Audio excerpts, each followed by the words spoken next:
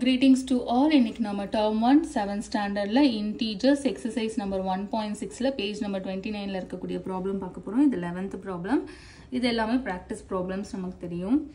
Okay, இந்த problemல என்ன சொல்லிருக்காங்கன்னா the price of an item X increases by rupees 10 every year and an item Y decreases by rupees 15 every year. If in 2018 the price of X is rupees 50 and Y is rupees 90, then which item will be costlier in the year 2020? Okay, இப்போ நம்ம கொடுத்திருக்க data எழுதிக்கலாம். X இருக்கு, Y இருக்கு. X வந்து every year வந்து 10 rupees increase ஆகும். Y வந்து every year 15 rupees decrease ஆகும். நான் arrow mark போட்டிருக்கேன். increaseக்கு மேல போட்டிருக்கேன், decreaseக்கு கீழே போட்டிருக்கேன். So every year இது increase ஆகும் 10 rupeesக்கு, இது every year 15 rupeesக்கு decrease ஆகும்.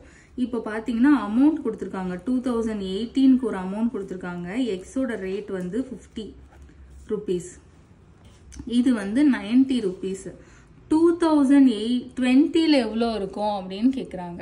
So 2020க்கு முன்னாடி 2019 ஒரு இயர் இருக்கு இல்லையா? So இவங்க சொல்லிருக்கிறது என்ன?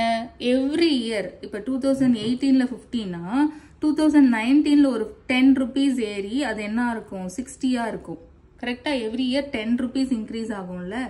ஸோ அந்த மாதிரி 10 rupees இன்க்ரீஸ் ஆச்சுன்னா அது 60. அடுத்த இயர் இன்னொரு 10 rupees இன்க்ரீஸ் ஆகும். அப்போ அது வந்து 70 rupeesஆ இருக்கும். ஓகே, இப்போ இது வந்து 90.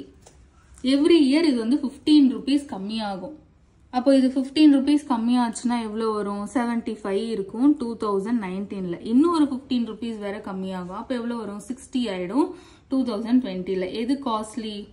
70 rupees தான் காஸ்ட்லி 60ஐ விட. ஸோ 2020ல எக்ஸ் தான் காஸ்ட்லியா இருக்கும், Y கிடையாது. இதை இன்னொரு விதமா எப்படி போடலாம் அப்படின்னா 50 rupees எப்போ? 2018ல.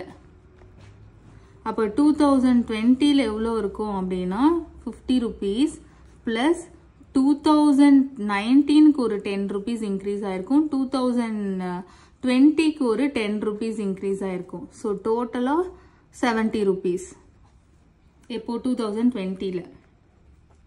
எதோட பிரைஸ் இது? எக்ஸோட பிரைஸ். அதே மாதிரி 2018ல 70 rupees இருந்தது Y இல்லையா? 2020ல எவ்வளோ ஆகும்னா 70 rupees minus 15 rupees. எதுக்கு? 2019க்கு. அதே மாதிரி 2020க்கு ஒரு minus 15. ஏன்னா டிக்ரீஸ் ஆகும்னு சொன்னதுனால மைனஸ் பண்றோம். ஸோ என்ன ஆகும்? 70 rupees minus 30 rupees ஆயிருக்கும். 70 minus 30 சாரி 90. நான் 19 எடுத்திருக்கணும், 17 எடுத்துட்டேன். ப்ரைஸ் வந்து 90 தானே கொடுத்துருக்காங்க இங்கே, நான் 17 எடுத்துட்டேன், சாரி.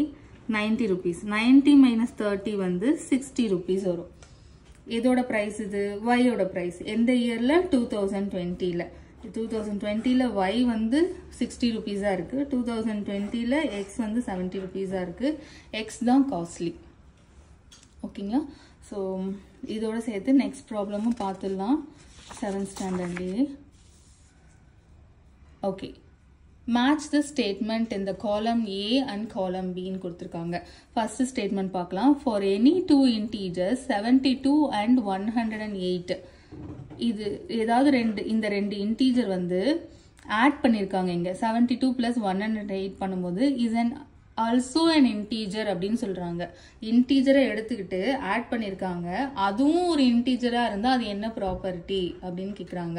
Closed under addition. ஏன்னா அடிஷன் ஆப்ரேஷன் க்ளோஷர் ப்ராப்பர்ட்டி நமக்கு தெரியும். ஏன்னா எங்கேருந்து ஸ்டார்ட் பண்றோமோ அங்கேயே போய் திரும்பவும் முடிக்கிறோம். அதே ஆன்சரும் அதே செட்டுக்குள்ள இருந்து வந்திருக்கு அப்படின்னா அது க்ளோஷர் நமக்கு தெரியும் இல்லையா? அடிஷன் ஆப்ரேஷன்ல நடந்ததுனால அது க்ளோஸ்டு அண்டர் அடிஷன். ஸோ ஏ வந்து 1க்கு வந்து மேட்ச் ஆகும். சாரி, ஏ வந்து டிக்கு, இது 1 இல்லையா? 1 வந்து டிக்கு மேட்ச் ஆகும்.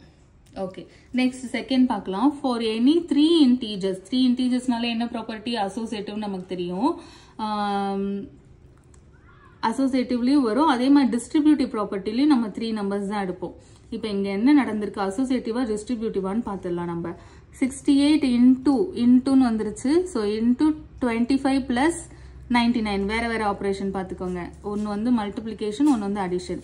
இப்போ இந்த சைடில் என்ன ஆயிருக்குன்னா, இந்த வெளியில இருக்க 68 வந்து உள்ள இருக்க 25ஓட மல்டிபிள் ஆகி பிளஸ் அதுக்கப்புறம் வெளியில இருக்க 68 வந்து 99ஓடய மல்டிபிள் ஆயிருக்கு. ஸோ multiplication bracket குள்ள distribute ஆயிருக்கு. So this is the distributive property of multiplication over addition. இந்த statement எங்க இருக்கு, Aல இருக்கு. So second வந்து Aக்கு match ஆகும். Third பார்க்கலாம், 0 இருக்கு. 0னால identity நமக்கு தெரியும். அதே மாதிரி என்ன ஆப்ரேஷன் இருக்கு, plus ஆப்ரேஷன். நம்பரோட சைனையும் ஆப்ரேஷனையும் நம்ம கன்ஃபியூஸ் பண்ணிக்க கூடாது. இந்த மைனஸ் அப்படிங்கிறது இந்த நம்பரோட சைன், 138ஓட சைன் தான் மைனஸ். பட் ஆப்ரேஷன் இங்க என்னன்னு கேட்டா அது வந்து பிளஸ் ஆப்ரேஷன் தான். ஸோ ஐடென்டிட்டி அடிஷன் ஆப்ரேஷன்ல. ஸோ இதுக்கு பேர் என்ன, அடிட்டிவ் ஐடென்டிட்டி. தேர்ட் வந்து ஈக்கு மேட்ச் ஆகும். ஓகே, அடுத்து பாத்தீங்கன்னா fourth one, for any 2 integers -5 and 10, -5 into 10 is equal to 10 into -5. அப்படியே திருப்பி போட்டிருக்காங்க பாருங்க. இங்க 5 into 10 இருந்தது, இங்க 10 into -5 இருக்கு. இது என்ன ப்ராப்பர்ட்டி, கம்யூட்டேட்டிவ். ஸோ மூவ் ஆயிருக்கு இல்லையா, கம்யூட்டேட்டிவ். ஸோ 4 வந்து சிக்கு மேட்ச் ஆகும். ஆட்டோமேட்டிக்கலா பிக்கு 5 வரும். இருந்தாலும் நம்ம செக் பண்ணிக்கலாம். 1ன்னு இருந்தாலே ஐடென்டிட்டி. என்ன ஆப்ரேஷன் இருக்கீங்க, multiplication. Identity multiplicative identity. So 5. So இதோட இந்த ப்ராப்ளம் முடிஞ்சிருச்சு. தேங்க்ஸ் ஃபார் வாட்சிங்.